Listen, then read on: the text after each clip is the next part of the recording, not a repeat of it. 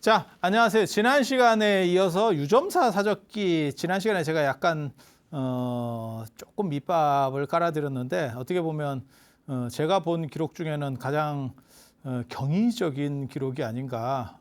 야, 이렇게 그 월명사가 피리를 불어서 달을 멈추게 했다, 뭐 이런, 그것도 달이 자발적으로 멈춘 거예요. 피리 소리에 감동해서 더 듣고 싶어서 발걸음을 멈췄다. 야, 이거 뭐 장난해. 달이 피리 소리가 들리냐? 여기서 아무리 크게 대북 방송을 해도 383에서 대북 방송을 해도 달이 안 들릴 것 같은데, 달이 그 피리 소리를 들으려고 딱 멈췄다. 이게 아이고. 한국 불교의 어떻게 보면 시작과 관련해서 아주 이질적인 기록, 이련조차도 이거는 안 되겠다. 그런데 더 웃긴 건 저게 고려시대 때 기록이라는 거예요. 그러니까 상당히 이른 시기에 성립이 된 기록이에요. 그러니까 뭐 조선 후기 때는 별 쓸데없는 이상한 소리들 많이 나옵니다. 근데 그런 거는 다 믿을 수가 없는 거고, 고려 중기 때 민지가 계속 민지, 전에도 잠깐 나왔었는데 신의사관 이야기할 때 민지, 이련하고 거의 동시대 사람입니다. 이련보다 한 30년 뒤쯤이에요. 그래서 거의 같은 시대에 살고 있었다라고 생각하시면 되고, 이련은 그 민지는 유학자입니다. 그 당시를 대표하는 최고 유학자라고 보시면 돼요. 그리고 이분은 이제 불교적인 사람이에요. 그래서 오대산 사적기도 이분이 쓰고, 그 다음에 유점사 사적기도 쓰고, 그 다음에 저 보계산 석대기도 쓰고, 요 세 절이 적어줄게.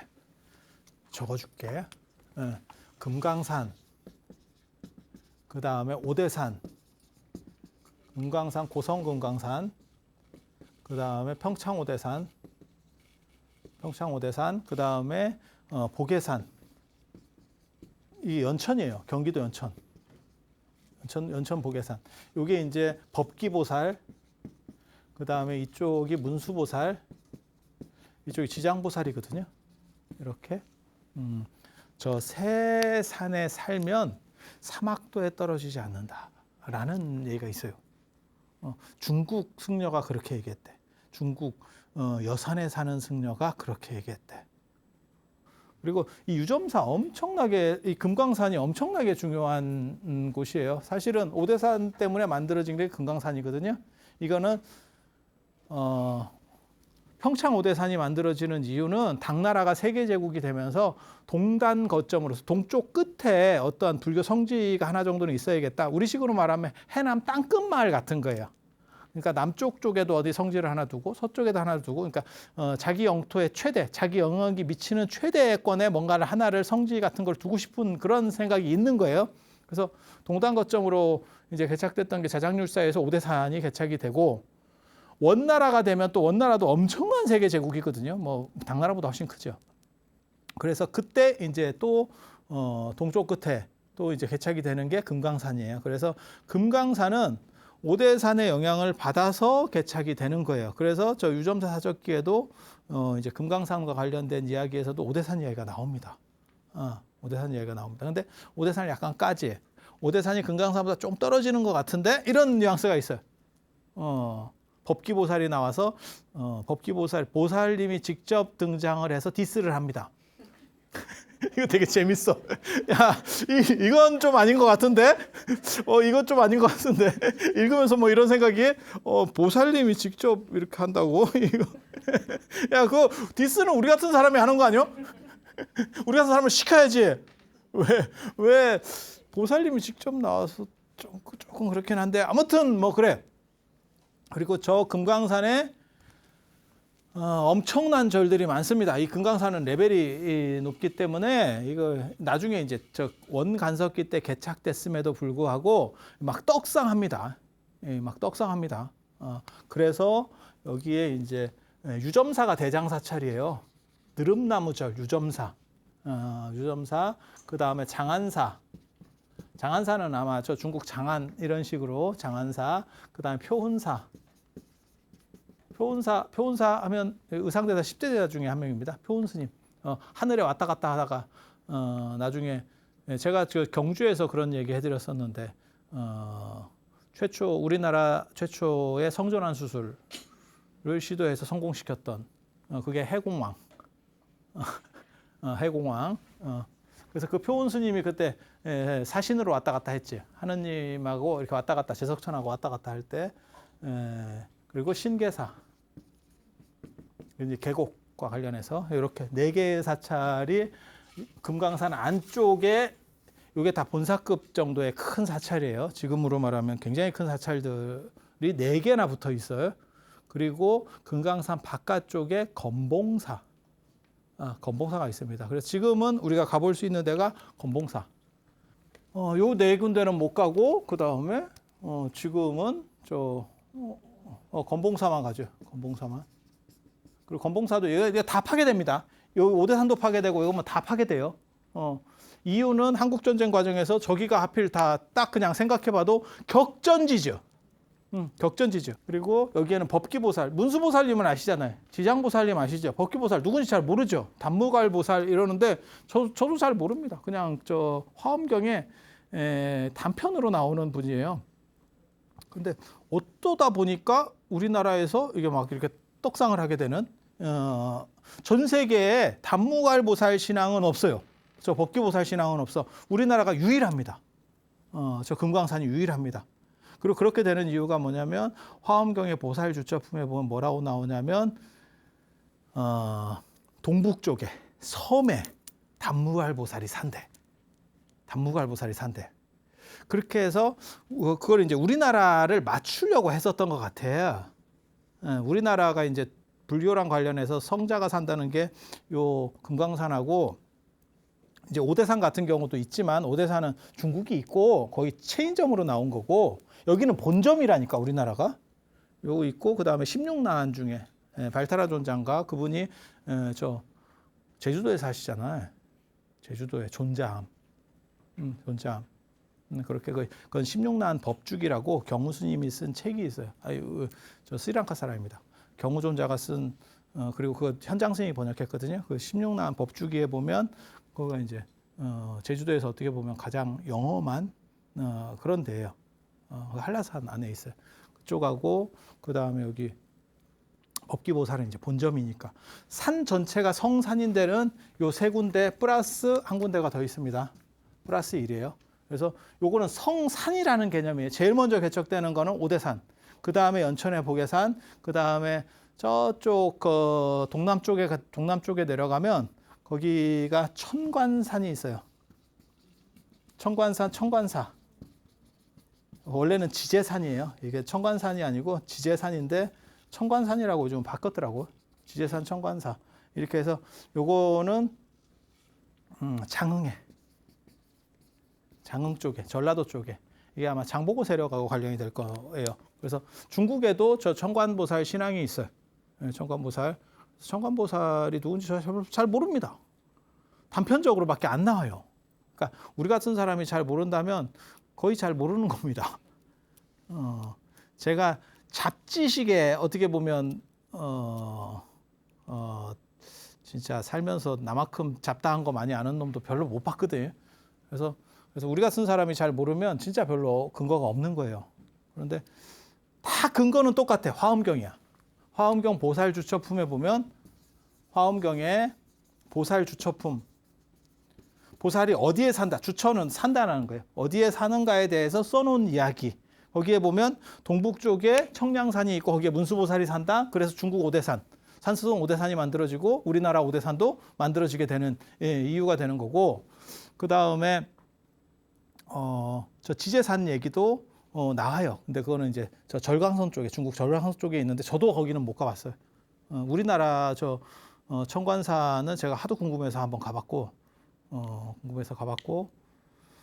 그 다음에 저 연천의 보계산, 저기도 제가 힘들게, 거기가 원심원사입니다. 지금은 심원사가 있고 원심원사가 있어요. 거기 지장보살이 몸으로 나옵니다. 몸으로 나옵니다. 그런 거 몰라요? 김순석이라고 하는 사람이 신라 하대 때 김순석이라는 사람이 멧돼지인 줄 알고 멧돼지 잡으려고 활을 딱 쐈는데 멧돼지가 화살이 박혀. 근데 나중에 가보니까 돌로 된 지장보살상이 화살을 맞고 있어요. 그래서 그 상이 지금 저기도 38선 때문에 난리가 나가지고 다 이게 소각이 됐고, 그러니까는 다 폐허가 됐고, 그 불상은 어디 있냐면 심원사에 모셔져 있습니다. 생지장보살도량 심원사 이렇게 얘기하는 게 생지장보살이 살아있는 지장보살. 그래서 지장보살이 나왔다 이렇게 지금은 이렇게 돌로 앉아 계시지만 살아있던 분이에요. 안 볼 때는 움직여. 안 볼 때는 트롤 아세요? 트롤? 노르웨이나 이런 데 가면 트롤. 트롤도 마찬가지야. 낮에는 이렇게 바위로 있다가 밤에 이렇게 움직여. 못 봤지? 노안이라 그래. 우리는 많이 봤잖아. 움직이더라고, 자식이. 그래서 내가, 야, 난 봤어! 이러니까, 딱 정지하더라고. 무궁화 꽃이 피었습니다. 비슷해. 그래서 비슷해. 그 지장보살님도 맨날 앉아 계신 것 같지만, 그래서 요 어깨 쪽에 보면 그 화살 맞은 자국이 있나? 그래가지고 그걸 또 거기까지 가서 열심히 또 찾았잖아. 그리고 그 화살 맞았던 그 자리가 있어. 거기가 원래 성지거든요. 그게 원심원사입니다. 원심원사. 나중에 기회 되시면 한번 가보세요. 그 본 절터까지는 거기 지금 요즘 중창을 해놨거든요. 요즘은 예전처럼 민통선을 좀 줄여가지고 그래서 지금 건봉사도 중창이 되고 이렇게 중창이 되잖아요. 그래서 여러분들이 한번 꼭 가보세요. 그럼 본절까지는 쉽게 가는데 차가 들어가는데 그 위에 올라가는 데는 차가 못 갑니다. 아니, 차가 가기는 가. 근데 버스 못 가더라고. 우리 버스로 갔는데. 그래서 그 절에 얘기하니까 이렇게 약간 트럭 같은 걸로 좀 약간 실어주시더라고요. 그래서 고마웠어요. 트럭 좋아요.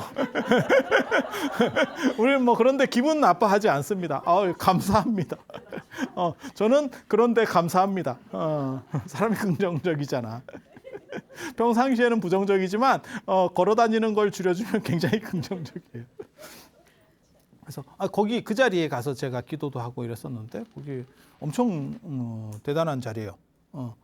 그리고 그 보계산 석대기에 보면 이 세산에 살면 이게 안 된다.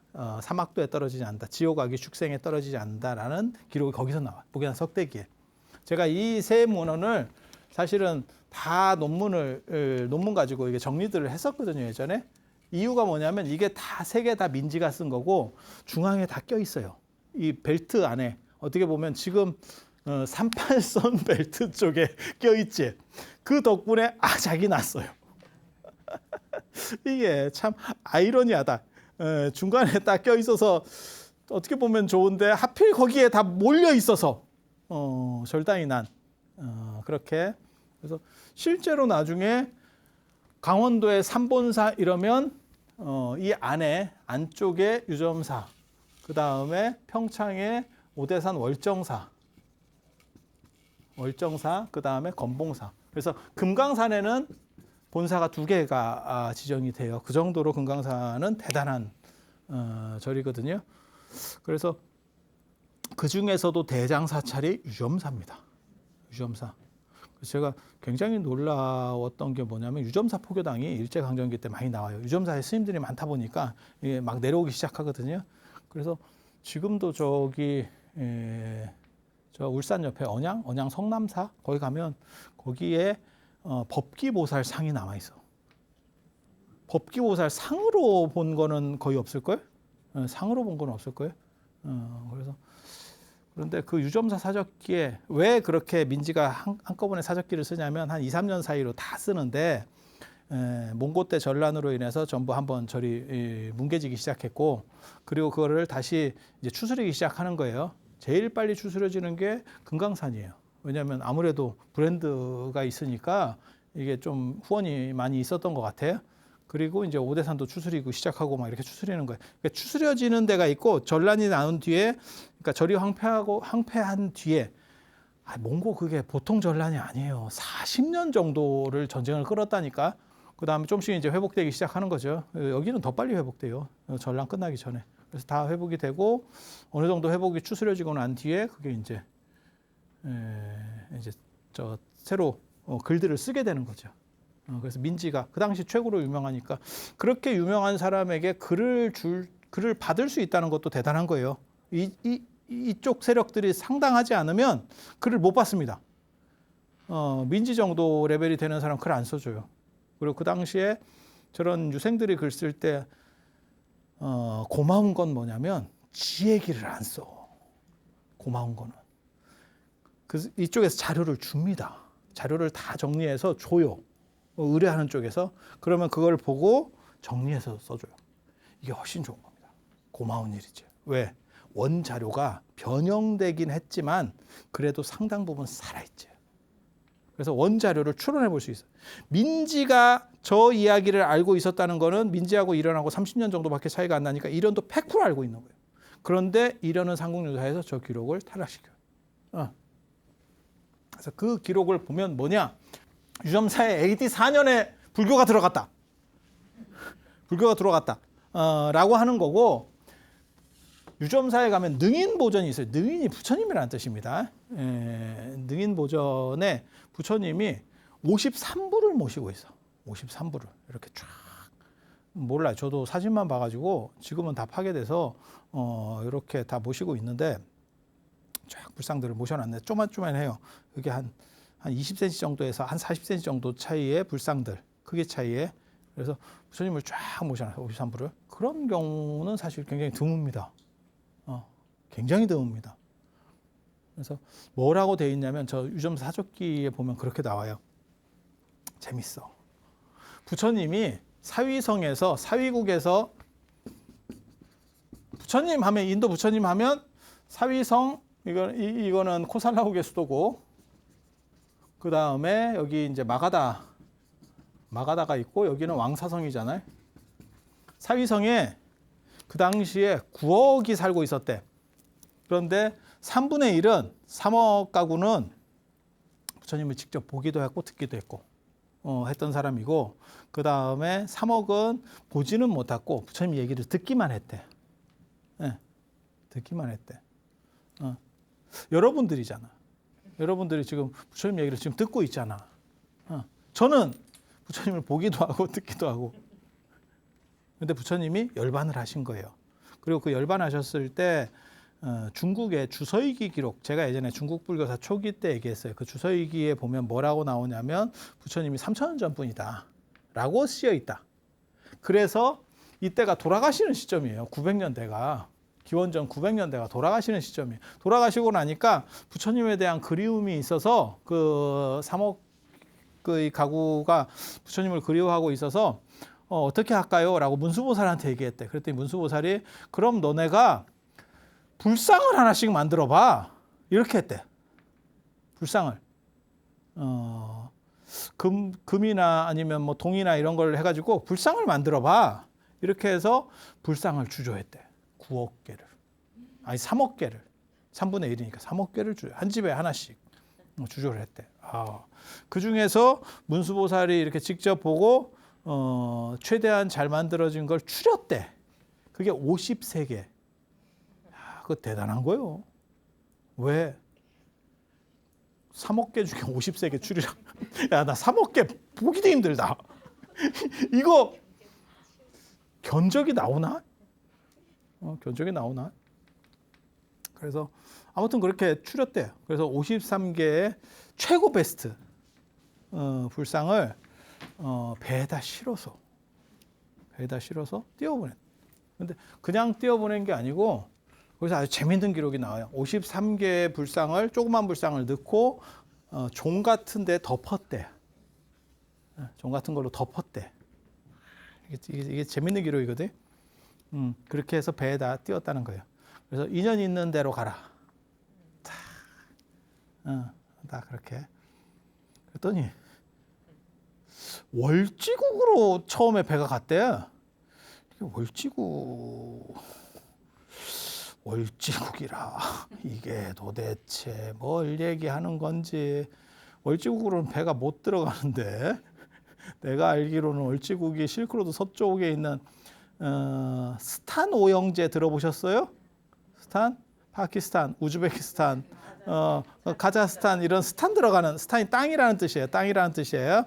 그렇게 걔네들이 이렇게 여러 개 있잖아. 아프가니스탄 뭐 이렇게 들어보셨죠? 그 근처가 월지국이야. 거기 배 안 닿는데 왜 사위성에서 배가 거꾸로 가나? 왜 이렇게 갔나? 이 인도에서 내가 알기로는 그쪽 월지국 쪽은 이쪽인데 그러면 여기서 배를 출발시켜서 이렇게 그리고 다시 우리나라로 왔다고? 그래서 오래 걸린 거야. 그래서 900년이나 걸렸어. 바다 위에서. 놀랍지 않아? 왜? 900년 동안 배가 안 썼고 동력이 유지되고 보통 기술이 아니지. 그게 문수보살님의 영험함이에요. 이와 똑같은 얘기가 전에 들었던 것 같지 않아요? 저한테? 황룡사 장육존상 만들 때 아쇼카 왕이 불상을 만들다가 배에다 띄웠대. 안 돼가지고 그랬더니 그게 나중에 아쇼카 왕은 부처님 돌아가시고 200년 뒤의 사람이니까 지금 2200년, 2300년 전 사람이거든요. 근데 그게 진흥왕한테 오는 거죠. 시간을 초월해서 이렇게 쫙 바다 위에서 떠 있다가 거의 비슷한 스토리거든요. 더 길 뿐이죠. 그래서 여러분들이 그걸 생각하셔야 돼요. 자꾸 이런 얘기를 들어보면 야 저건 그냥 구라 아니야? 이게 아니고 이게 해안선을 타고 해양을 타고 오는 어떤 루트를 얘기하고 있구나. 그리고 스토리가 비슷한 걸 보면 그렇게 창의적이지는 않구나. 이 사람들이 쓰는 어떤 유형들이 있구나. 그래서 신성함을 강조하기 위해서 연대를 끌어올리고 있는 거예요. 그 당위성을 강조하기 위해서 연대를 끌어올리는데 끌어올리다 보니까 너무 시차가 큰 거지. 이게 한 3년 걸렸어요. 그러면 그렇게 올 수 있겠다. 오케이. 근데 900년 동안 배를 타고 왔다. 이러면 나무배 아닌가? 900년 이게 근데 거기서 얘기하려는 건 뭔가 이게 의미는 있거든. 얘네가 뭘 주장하려고 했었다. 주장하려고 했었다라고 하는 거는 파악을 해볼 수가 있는 거거든. 여기도 비슷해요. 그러니까 부처님 당시랑 연결시키고 싶은 거야 유점사를. 그런데 연대 차이가 너무 나는 거지. 그래서 그냥 할 데가 없으니까 그냥 바다에서 떠도는 걸로 하지. 그러니까 우리가 지금 생각하면 굉장히 단순한 거예요. 너무 어떻게 그렇게 단순하게 처리하면 어떡해. 뭔가 좀 스토리를 넣어야지. 그러니까 진흥왕의 장육존상, 그 황룡사 장육존상도 마찬가지지. 아쇼카 왕이 배에 띄었는데 그냥 시간을 그걸로 끊어. 야 그걸로 퉁쳐. 그렇게 됐다 그래. 이렇게. 그리고 시간을 훅 뛰어서 이리로 오는 거예요. 그런데 그렇게 뛰어온 시간이 AD 4년. 그래서 월지국에 한번 들렸다 왔다라고 그래요. 월지국에. 그래 한번 들려가지고 월지국 왕이 이거 경사났네 이러면서 모시려고 했더니 너 아니야. 야 너 아니야. 여기 아니야. 이래서 월지국 왕이 포기했다. 그렇게 해서 이제 우리나라 고성으로 들어오거든요. 그런 얘기 많어. 이거 진짜 제가 이 얘기를 다 이런 썰들을 풀어주면 광우 스님 살기 힘들까 봐 내가 안 하는 거예요. 이런 신기한 얘기 많아. 우리도 상도덕이 있잖아. 우리 그런 쪽은 안 건드리잖아. 용왕이 그거 해가지고 정암사 수만호탑 그 용왕이 가는 거 아니오? 그래 수만호탑이잖아. 서해 용왕이. 예. 근데 재질 조사를 해보니까 톨로마이트 해가지고 그 동네에서 멀지 않은 데 있는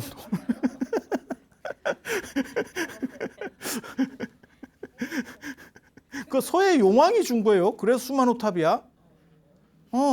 기록에 정암사 사적기에 나옵니다. 제가 정암사 사적기도 또 우리 말살에서 또 연구를 또 했었거든요. 이렇게 재밌어. 되게 재밌어. 자장률사가 오다가 서해에서 용왕을 만나는 거야. 그 용왕이 누군지 아세요? 나중에? 그 심청이하고 연결되는 그 용왕이잖아. 다 걔가 걔예요. 이렇게 다 연결돼. 다 알만한 애들이라니까. 다 연결돼요. 그래서 그 용왕 지금 절단 났어. 중국이 발전하면서 황하랑 장강으로 중금속 오염된 물이 너무 많이 나와가지고 등이 굽었대. 용왕 자손들이 다 등이 휘고 난리가 났대요. 지금 중금속 오염으로. 너무 슬프지.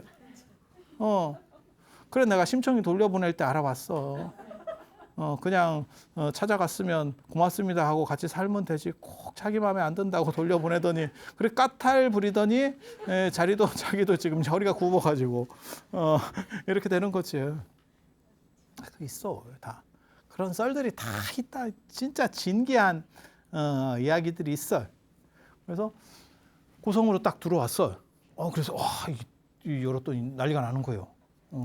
그래서 문수보살이 또 인도를 해줍니다. 처음부터 끝까지 다 잘해줘.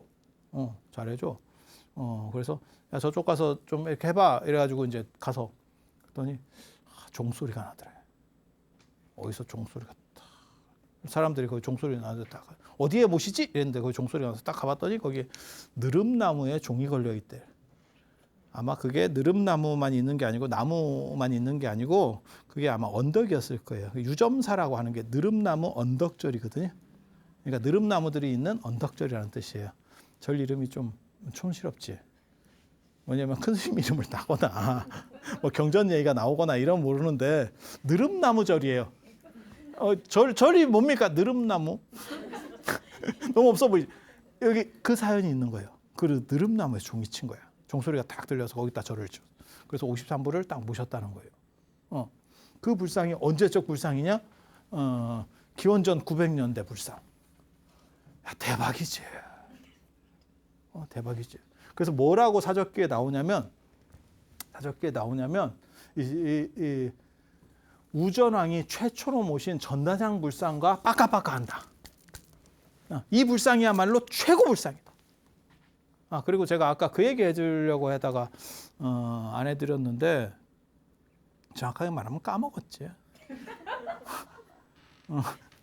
저 화엄경 모살 주처춤에 동쪽에 섬이 있고 거기에 누구야 법기보살이 산다. 법기보살이 구역에서는 단무갈이라고 나와요. 60권 화엄경에는 단무갈로 나오고 80권 화엄경에 법기보살로 나와. 같은 사람이에요. 같은 분이에요. 그래서 하나는 음역을 한 거고 하나는 의역을 한 거예요. 그렇게 해서 저 법기보살이 나중에 왕건이 만나잖아. 그래서 그림도 나오면서 고려불화에 법기보살 예배도가 왕건이 예배하는 그 그림이 있어. 그래서 법기보살을 보고 이렇게 탁 절을 하고 세조도 수양대군도 나중에 세조가 저쪽으로 오거든요. 그 오대산 상원사 자기 원찰로 중창을 하고 그때 이제 고성온천을 해서 이제 몸에 창인병이 있으니까 온천 쪽으로 돌거든요. 온천 가고 그 다음에 저 금강산 갔다가 낙산사 있는 보탈악가산 들려서 이렇게 홍련암 들렸다가 옵니다. 월정사로. 그리고 저 금강산에서 또 이적들을 많이 만나고 실록에 나옵니다. 실록에 나옵니다. 그렇게 해서 이제 찾아오는 그런 게 있어요. 그래서 되게 재밌어요. 저 법기보살이 잘 나옵니다. 법기보살 상습 출몰처 제가 알고 있습니다. 상습 출몰처. 내가 중국 오대산에도 문수보살 상습 출몰처 제가 알고 있거든요. 그게 그 북대에서 저 태화지 쪽으로 가는 그 사이가 상습 출몰 지역이거든요. 그래서 제가 거기 오대산 가면 거기를 이제 한번 걸어보고 이렇게. 근데 제가 갈 때마다 이 어른이 바빠요. 제가 요즘 잘 안 나오시더라고. 아니에요. 자장률사만 만난 게 아니에요. 여러분 몰라서 그래. 그 문수보살 오대산 가서 만난 분 되게 많습니다. 뭐 도이스님도 만나고 뭐 어쩌고저쩌고. 그 다음에 저기 가지산문을 개창하신 도이스님도 오대산 참배해서 거기서 이적을 받고 문수보살을 아마 못 만났을 거예요. 이적을 만났고 그 다음에 문수보살을 만난 걸로 유명한 거는 금산사 창건하신 게 진표율사로 알고 있는데 진표율사 스승이 있어요. 순재법사라고. 그분 문수보살을 만났습니다. 그래서 뭐 만난 사람들이 있어요. 중국엔 더 많아. 그래서 아니 이게 되게 재밌어요. 여러분 생각하고 좀 달라. 뭔가가 이렇게 작동하는 게 있어요. 근데 제가 이렇게 가보니까 그냥 혼자 갔으면 만났을 것 같은데 사람들을 데리고 데리고 간 사람들 중에 근기가 떨어지는 사람이 있는 것 같아. 나는 근기가 되는데, 그래서 못 만나는 것 같아. 같이 간 사람의 문제야. 혼자 갔으면 만났을 건데. 그래서 제가 얘기해 줬잖아. 가장 앞거는 중국 오대산 동대에 문수보살 삿갓탑이 있다더라. 김삿갓도 아니고 무슨 문수보살 삿갓을 좀 뭐 그렇긴 한데 뭐 아무튼 그래. 그리고 저 보살 주첩품에 보면 뭐가 나오냐면 동북 쪽에 섬이 있고 그 안에 그게 금강산이에요. 섬 자체가 산인 거야. 보타라카산하고 비슷해요. 그게 구조가 나오는 게. 그래서 섬 안에. 그래서 민지가 뭐라 그랬냐면 우리나라가 섬은 아니지만 섬하고 비슷하지 않나? 이렇게 써놨어. 사적기에. 그게 민지가 이걸 너무 턴 것 같아. 우리가 지금 알기로는 이렇게 반도잖아요. 반만 섬이잖아요. 그래서 반도가 도였잖아요. 근데 여기가 생각보다 잘록하다고 생각을 했는 것 같더라고요. 요 허리가 개미 허리. 그래서 섬하고 비슷한 거 아니요? 근데 민지가 그렇게 약을 이렇게 터는 바람에 진짜 지금 섬같이 됐지. 38선으로 막혀가지고 이렇게 붙어 있는데 섬이야. 우리나라가 섬이야. 외국에 나가려면 무조건 비행기나 배를 타야 돼. 뭐 어디 육로로는 갈 수가 없어. 그래서 우리나라가 금강산, 우리나라에 금강산이 있다. 이제 이렇게 고려에 금강산이 있게 되는 게 사실 그렇게 되는 거고. 자, 능인보존에 53부를 모셨는데 53불이 사실 뭘 의미하는지 잘 모르겠습니다. 53이라는 숫자가 나오는 거는 53 선지식, 화엄경 입법계 보면 53 지식 부처님 아닙니다. 당연히 아니고 그 다음에 53불이 나오는 데가 어디가 있냐면 저기 지장 3부경 중에서 점찰선하고 업보경에 보면 53불 얘기가 나와요. 그래서 그런 쪽 영향인가 싶기도 하고, 그리고 실제로 저 능인보전 때문에 아마 저 서남사의 불조전 같은 데 가도 53불이 모셔져 있어요. 그래서 야, 이게 뭐 어떤 특수성이 있는데 정확하게 뭔지는 잘 모르겠어요. 그리고 더 재밌는 건 사진을 보면 사진이 남아 있습니다. 이게 사진을 보면 다 불이 아니에요. 보살상이 있어. 보살상이 있어. 그리고 이게 언제 조사가 되냐면 우리가 계속 그냥 가지고만 있다가 일제강점기 때 일본 사람들은 이제 문화재 눈이 있었고 우리는 그 생각이 없거든. 그래서 동경대에 있었던 교수가 이제 조사를 오는 거예요. 문화재 조사를. 그러다가 깜짝 놀란 거예요. 세상에 이런 기원전 900년대 불상이 그것도 53구나 이렇게 발표를 합니다. 너무너무 대단하죠. 이 옛날 거 이 있다니 이래갖고 발표를 했더니 훔치려고 가는 놈들이 얼마나 많은지 자고 나면 불상이 없어져. 이놈이 이걸 발표를 하고 난 뒤에. 왜? 초특급 문화재잖아. 참고로 말씀드리면 이 문화재가 저도 실물을 본 게 아니니까 실물을 못 보니까, 왜냐하면 나중에 결국은 미군의 폭격에 의해서 이게 다 절이 없어져 버립니다. 근데 이제 두 가지 설이 있어. 하나는 미군의 폭격에 의해서 저 불상고사 날아갔다라고 하는 설이 하나 있고, 하나는 그 전에 북한에서 뺐다더라라는 설이 있어요. 북한도 이제 문화재 인식은 있으니까 아무리 공산주의고라도 우리도 마찬가지거든. 실록 같은 것도 다 좀 뺐었죠. 물론 뭐 제대로 못 빼가지고 북한으로 한 번은 넘어갔어. 실록도. 그렇지만 최대한 뺄 수 있으면 빼는 거죠. 아니 그렇지 않아요? 공습이 오면. 그래서 뺐다더라는 설도 있어. 근데 정확하게 모르겠어요. 북한은 바로 옆에 붙어 있지만 가장 정보가 어두운 나라이기 때문에 뭐가 어디까지 되는지를 모르겠어. 네. 그런데 일제강점기나 이런 때 찍어놓은 사진들이 있어요. 그때 그 사람이 조사하면서 다 사진을 찍었어요. 근데 보면 이렇게 말해서 될지는 모르겠는데 통일신라시대 불상. 제가 불상을 가르쳐요. 학교에서는. 불상을 가르치거든요. 그래서 저는 불상 수업도 하기 때문에 불상에 대해서도 아는데 통일신라시대 불상. 그냥 사진으로만 봐서는 통일신라시대 불상, 그 다음에 일부는 고려 초불상이야. 그런데 실제로 그렇다고 치더라도 제 주장처럼 통일시대 불상이라고 하더라도 그 원판이 지금 그렇게 남아있으면 이건 못 빼깁니다. 다 훔쳐갑니다. 그리고 절은 그 당시만 하더라도 도난에 취약했어요. 그래서 자고 나면 없어져. 그래서 나중에 갔더니 44구가 있더라. 그리고 그게 훔쳐간 놈이 걸려가지고 반환을 해요. 반환을 했는데 갖다 놓으니까 모양이 달라. 별썰이 다 있어. 아니 그래서 사진이 좀 틀려요. 이게 웃긴다고. 그래서 제가 그런 얘기를 하는데 이게 도대체 이걸 어디까지 믿어야 되는지 말아야 되는지 잘 모르겠는데 내 얘기 스토리는 그거예요. 그러니까는 유점사의 당위성을 끌어올리기 위해서 아주 오래된 불상들의 스토리가 붙는 거예요. 그리고 그 옆에 오대산의 영향을 받았기 때문에 문수보살 이야기가 계속 등장을 하고 있는 거야. 문수보살이 불상을 만들었다는 둥, 문수보살이 그 다음에 뭐 그 절터를 인도를 했다는 둥, 뭐 이런 식으로 문수보살 얘기가 나오는 거예요. 그리고 당장 등장하는 법기보살은 나중에 오대산보다 우리가 나아요 이렇게 광고를 하고 있어. 굉장히 재밌어. 그러니까 뭘 얘기하려고 하는지는 정확하게 보여. 그리고 그러한 속에서 53부를 어떻게 모았는지는 잘 모르겠어요. 그래서 53부를 모시고 그런 특수한 보존이 만들어진 거예요.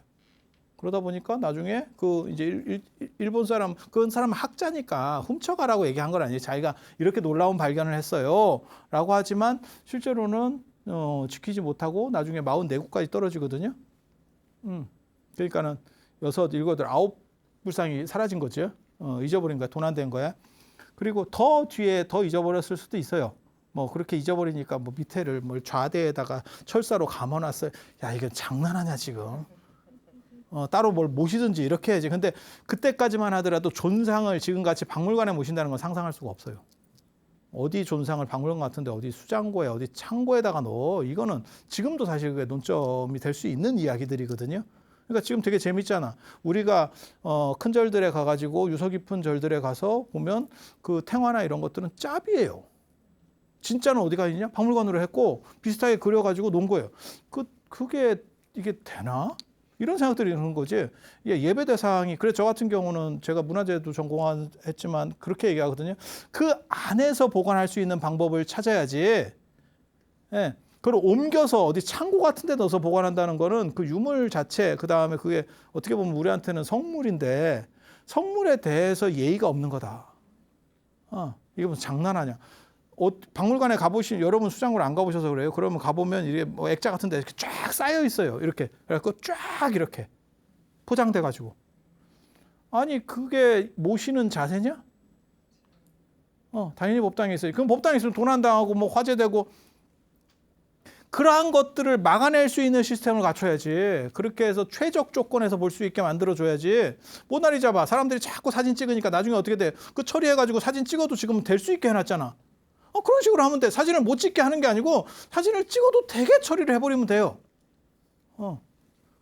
그래서 그런 식으로. 그런데 이제 아이러니하게도 저게 이제 거기 그게 참 그렇거든. 그렇게 훔쳐가서 44구가 됐으니까 53에서 44이 됐으니까 9구가 사라진 거잖아요. 이게 좋은 건지 나쁜 건지를 모르겠어. 왜? 그때 안 훔쳐갔으면 폭탄으로 끝날 수도 있었다니까. 지금 미군이 왜 거기다 폭탄을 떨어뜨렸는지 잘 모르겠는데 아무튼 뭐 절단이 났어요. 미군 폭격으로 끝났어요. 그래서 절이 싹 날아갔습니다. 절이 싹 날아갔어. 그때 훔쳐가서 9구라도 남은 거 아니냐. 지금 어디 있는지 몰라. 어디 있는지 몰라. 그렇지만 그렇게 긍정적으로라도 볼 수 있느냐? 그때 누가 싹 훔쳐갔으면 그리고 그게 조금 이제 지식인에 의해서 다시 수거가 됐으면 그게 이제 영국이나 프랑스가 도난 문화재들을 가지고 있는 방식이거든요. 그렇게 되면 사실은 고맙지. 없어지는 거에 비해서는 훨씬 고맙지. 우리가 볼 수 있고 그 다음에 이게 그 불상이구나. 지금 저같이 사진만 일제강점기 때 흑백 사진만 보면서 약을 팔진 않겠지. 네. 그러니까 아까 통일신라 불상 같아요 라고 말할 수밖에 없는 게 뭐냐면 그거밖에 없으니까. 근데 유물이 있잖아요. 그러면 답이 나옵니다. 언제 거예요 라고 하는데 같아요 밖에 할 수 없는 게 흑백 사진밖에 없어요. 유리건판 사진. 이런 스토리들이 있다더라. 그리고 여기서 말하려고 하는 거는 유점사의 당위성, 금강산 불교의 당위성을 강조하는 거기도 하고 그 다음에 해양 루트를 타고 불교가 들어온 이야기이기도 하고 또 한 가지는 뭐냐면 중국보다 앞선다. 그러니까 고려 때까지만 해도 중국이 우리보다 대단하다라는 생각이 생각보다 희박해요. 희박해. 그래서 특히 불교 쪽에 그게 강했던 것 같아. 그래서 중국보다 연대가 앞선다라고 하는 기록들이 여러 가지가 저렇게 나오는 거예요.